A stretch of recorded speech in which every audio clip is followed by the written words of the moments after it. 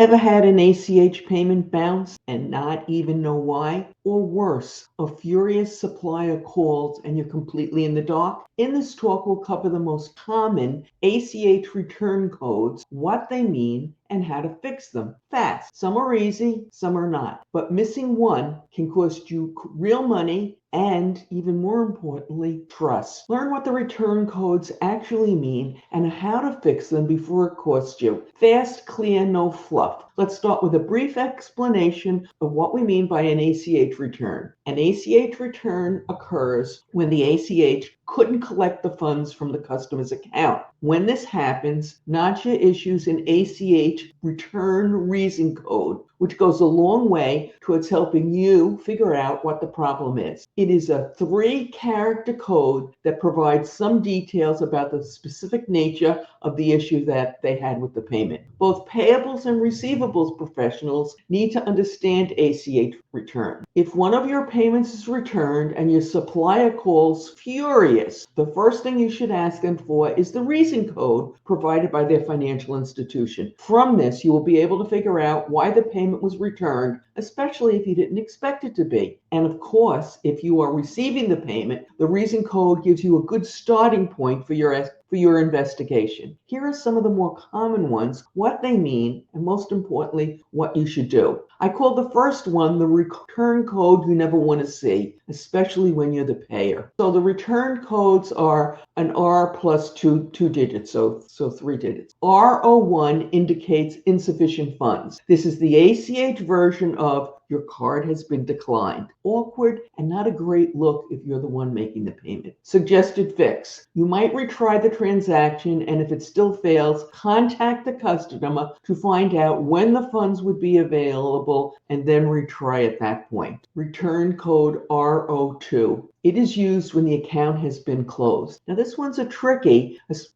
can be tricky, especially if it's a long-term customer. Don't assume fraud. There may be a legitimate reason why they closed the account. This might happen with a recurring payment, for example, when the customer has had a fraud, or the customer might have changed their corporate structure or their legal name and opened a new account to go along with that change. Suggested fix. Contact the customer to find out what happened and then take the appropriate steps. The next one is even more common and extremely frustrating. R03. This indicates either that there was no account or the financial institution was unable to locate the account. The structure of the account number might be valid, but the account number didn't match up with the individual identified in the entry. Alternatively, it may indicate that the account isn't open. Suggested fix. First, check your records to make sure you input the data correctly. Once you're satisfied that you didn't make a mistake on your end, contact the payer. A quick reminder here, an ACH can be a debit or a credit transaction. It can be initiated by the payor or the payee, depending on the agreement between the buyer and the seller. Now moving on to some more of our reason codes. R04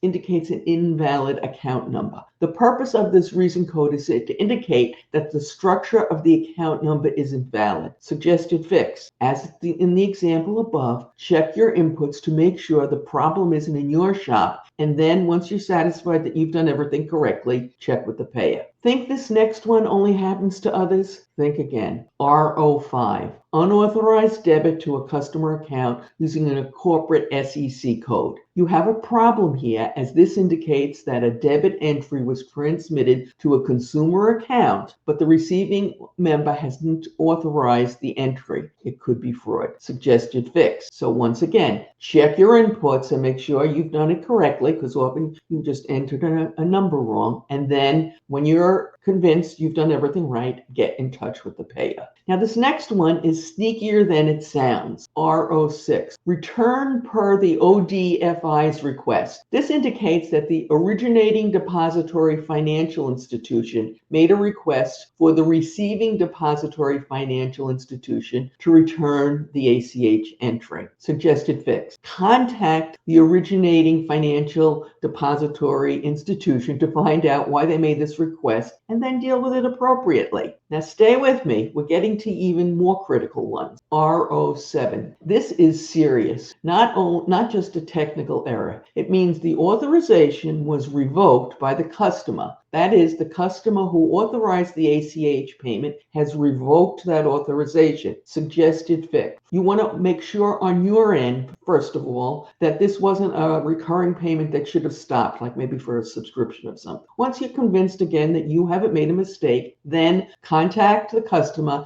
and confirm why the payment authorization was revoked. The customer can instruct you as to how they want to handle this. They can either remove the block on the transaction or authorize you to debit a different account. This should not, by the way, be a way of dealing with a dispute, but that doesn't guarantee it won't happen. You may have to get others involved in your organization if this matter was related to a business dispute. RO8, payment stop. This means that the receiver of the recurring debit transaction has placed a stop payment order. Suggested fix. Just as you would with a stop payment hit put on a check, get in touch with the customer to solve any issues which may have caused the transaction to be stopped. And of course, before this, you might want to check with the business person on your end because they may know of the dispute and they may have your answer. And you want to have all the information before you contact them. RO9, uncollected funds. This means that there's a sufficient ledger balance to satisfy the dollar value of that transaction, but those funds are not available yet, so the available balance is below the dollar value of your transaction.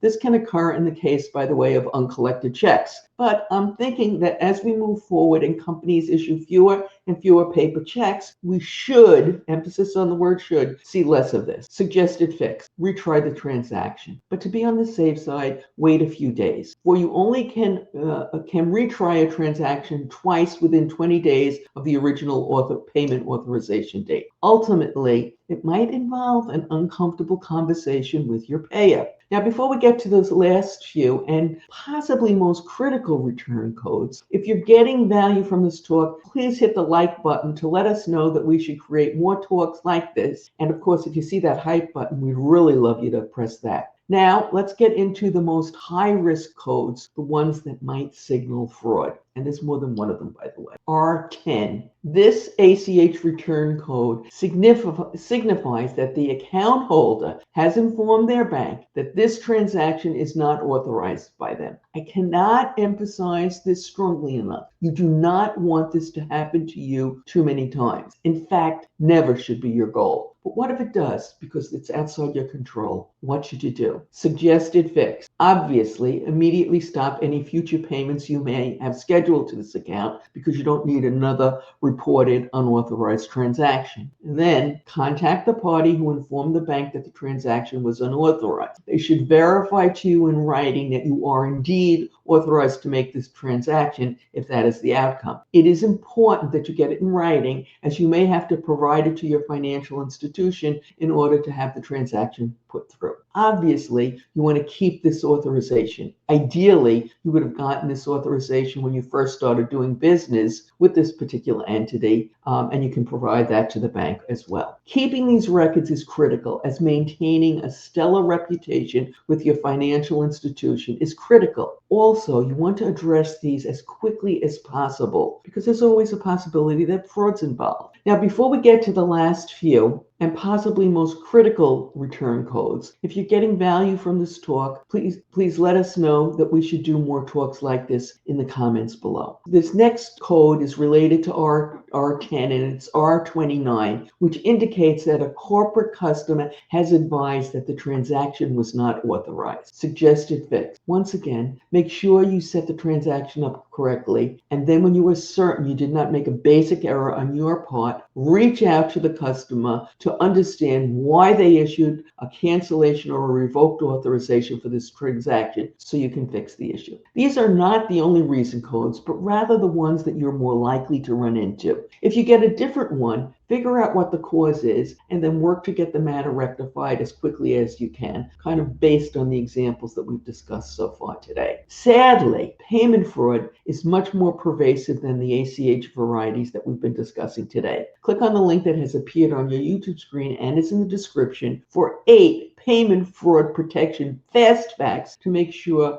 a fraud doesn't occur on your watch. And if it does, so that you can deal with it quickly and hopefully get your money back. Good luck.